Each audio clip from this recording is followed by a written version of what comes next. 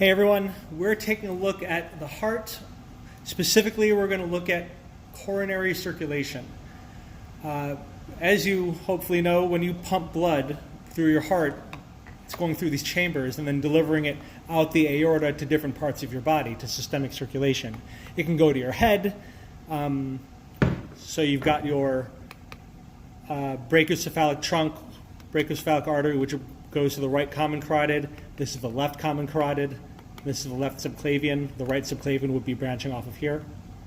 You've got the descending aorta, which goes to the rest of the body. But how do you feed your heart? Your heart needs blood too. There are no capillaries in these chambers. These chambers are just for squeezing blood. So we need separate arteries, separate from what's here. Here's the left ventricle. Here's the aorta, aortic semilunar valve. These two holes represent the right coronary artery, left coronary artery. These are the two major blood vessels delivering blood to the heart. We can see right coronary artery, it's cut off here.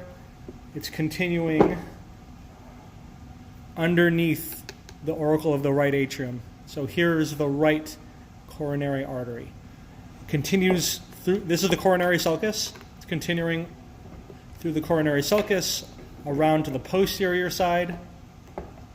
It's the inferior vena cava over here. Right coronary artery, and then it branches down the posterior interventricular sulcus. This is the posterior interventricular branch of the right coronary artery in red. Posterior interventricular artery. If we go the other way, the left coronary artery, again, is over here. Here it's cut off. The left coronary artery comes over here. Here's the left auricle, left atrium auricle, and then it branches. So this is the left coronary artery, and it branches into two major branches.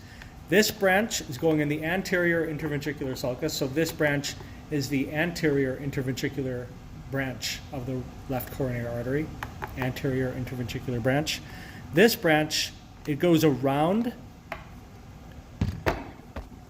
here. This is the circumflex branch. It's the circumflex branch. The circumflex branch goes all the way around. One other thing that I'd like you to know about these arteries that serve the heart, these coronary arteries, see this right coronary artery to posterior interventricular branch? It will continue all the way past the apex and connect with the anterior interventricular artery. Here's the anterior interventricular artery. It goes all the way around. It's not quite showing it on this model, but it goes all the way around. It forms what's called an anastomosis. An anastomosis is when two arteries connect. There's this coronary anastomosis between the anterior interventricular branch and the posterior interventricular branch. So those are the major arteries that I'd like you to know. What about the major veins?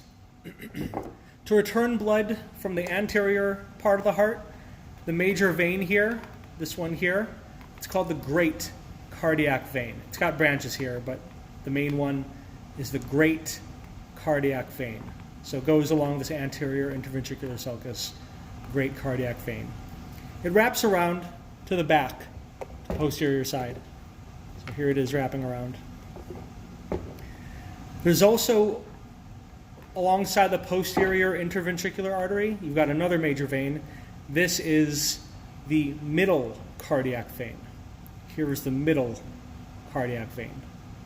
Both the great cardiac vein and the middle cardiac vein, they join up to this major vein. This is the coronary sinus. And the coronary sinus drains into the right atrium. This is the inferior vena cava.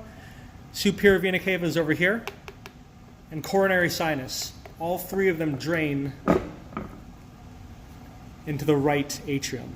Superior vena cava, inferior vena cava, coronary sinus. This is the fossa ovalis, that's different. Coronary sinus, superior, inferior vena cava. All right, those are the major blood vessels of coronary circulation that I'd like you to know. Hope this helps. Thanks for watching. Let me know if you have any questions.